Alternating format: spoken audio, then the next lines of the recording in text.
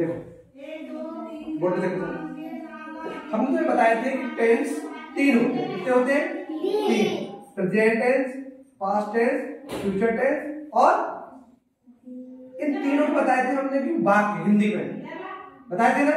कैसे बताया था? हमने कहा था यदि किसी हिंदी वाक्य के अंत में है, हूं, हो, क्या क्या बताया था?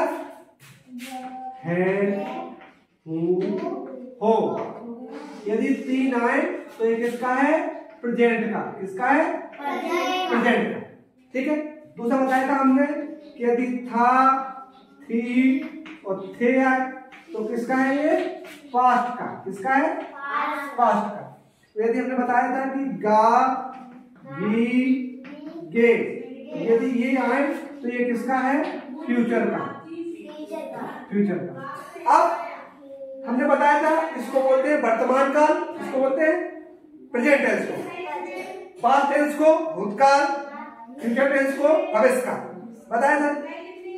अब जब 3 टेंस हो गए, उन तीनों टेंसों के भी 4 प्रकार होते हैं। कितने प्रकार होते हैं? 4। कितने प्रकार होते हैं? 4।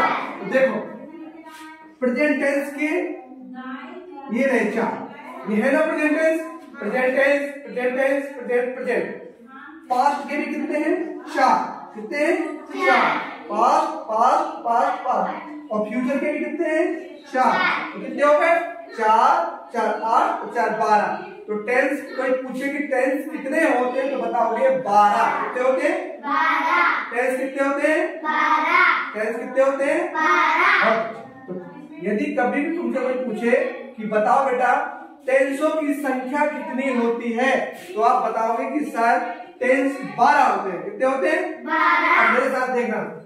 पहला होता है प्रेजेंट इंडेफिनिट टेंस, दूसरा होता है प्रेजेंट कंटिन्यूअस टेंस, तीसरा होता है present perfect tense, present perfect continuous tense, past indefinite tense, past continuous tense और past perfect tense, past perfect continuous tense और future indefinite tense, future continuous tense, future perfect tense और future perfect continuous tense. ये हो गए आपके 12 tense. कितने tense हो गए? 12। इनको जैसे नाम है, इन सभी के लिए अलग अलग जब हम हिंदी से कोई अंग्रेजी में वाक्य बनाते हैं तो उसमें सहायक क्रिया लगती है। क्या लगती है? इंग्लिश में बोलते हैं हेल्पिंग वर्ब। क्या लगती है? हेल्पिंग। तो ये टेंस कितने हैं? 12। तो सहायक क्रिया भी 12 ही होगी। हेल्पिंग वर्ब भी कितनी होगी? 12। तो मैं यहां देखना लिखता हूं, मैंने यहां लिखा सहायक क्रियाएं, इन्हीं को बोलते हैं हेल्पिंग वर्ब। क्या बोलते हैं? Helping verb. जैसे हम कभी पूछे कि बेटा बताओ प्रेजेंट इंडेफिनिट टेंस की हेल्पिंग वर्ब क्या होती है, तो आप बताओगे सर डू और डज। क्या होती है? Do does. क्या होती है? Do does. Present indefinite tense की जो हेल्पिंग वर्ब होती है वो होती है डू और डज। प्रेजेंट कंटिन्यूअस टेंस की हेल्पिंग वर्ब क्या होती है तो बताओगे सर इज, एम, आर। फिर पूछे कि बताओ बेटा प्रेजेंट परफेक्ट टेंस की हेल्पिंग वर्ब क्या होती है तो वो होती है बेटा हैज और हैव। कोई पूछे कि प्रेजेंट परफेक्ट कंटिन्यूअस टेंस की हेल्पिंग वर्ब क्या होती है तो बताना कि सर हैज बीन और हैव बीन।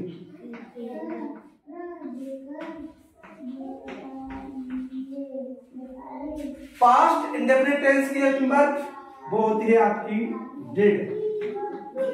क्या होती है? पास्ट कंटिन्यूअस की क्या होती है? वो होती है was, were.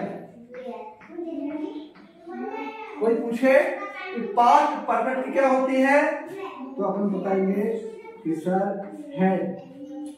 Past perfect continuous की क्या होती है, तो अपन बताएंगे had been. Past future indefinite की क्या होती है, फ्यूचर इंडेफिनिट की होती है विल शैल। फ्यूचर कंटिन्यूअस की क्या होती है, अपन बताएंगे सर विल बी और शैल बी। फ्यूचर परफेक्ट कंटिन्यूअस की क्या होती है, वो होती है विल है शैल है। और फ्यूचर परफेक्ट कंटिन्यूअस की क्या होती है, तो वो होती है विल हैव बीन और shall have been.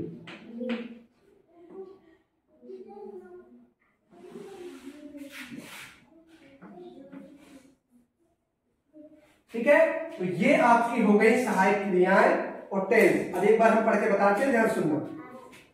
Present indefinite tense की हेल्प वर्ब है do does. Present continuous tense की help verb is am are. Present perfect की टेंस की है had have. Present perfect continuous tense की है has been have been. Past indefinite tense की है डिड। पास्ट कंटीन्यूअस टेंस की है was were. Past perfect tense की है हैड। पास्ट परफेक्ट कंटीन्यूअस की है had been. Future indefinite tense की है will be shall be. Future continuous tense की है विल बी शैल बी। और फ्यूचर परफेक्ट टेंस की है विल हैव और shall have. Future perfect continuous tense की है विल हैव बीन और शैल हैव बीन। तो ये कितने टेंसों के नाम है, आपको टेंसों के नाम याद करना है। टेंसों के नाम तो याद करना ही है कि टेंस 12 होते हैं, कौन कौन होते हैं ये, और फिर उनकी हेल्पिंग वर्ब। हम कभी भी पूछे आपसे कि बेटा बताओ प्रेजेंट इंडेफिनिट टेंस की हेल्पिंग वर्ब क्या होती है, तो आप फिर से बता दो सर डू और डज। हम कभी पूछेंगे बेटा बताओ पास्ट इंडेफिनिट की क्या होती है, तो आप बताओ सर डिड होती है। ठीक है, तो ऐसे आपको यदि आपने इतना याद कर लिया तो समझो आपको टेंसों के नाम याद हो गए और उनकी हेल्पिंग वर्ब भी याद हो गई। फिर अभी हम इससे तो आगे वाला मतलब आगे पढ़ेंगे कि इन टेंसों को, हिंदी वाले टेंसों को अंग्रेजी में कैसे बनाते हैं। अभी हम एक चार्ट बनाएंगे, ठीक है, आगे वाले जो आएगा उसमें एक अच्छा चार्ट बना के दिखाएंगे। उसमें कौन सी मेन वर्ब कहाँ लगती है, आईएनजी वाला फॉर्म कहाँ लगता है, और किस में थर्ड फॉर्म लगता है, और थर्ड फॉर्म कैसे होते हैं, वो सभी हम दिखाएंगे। इतना करो, ठीक है। देखो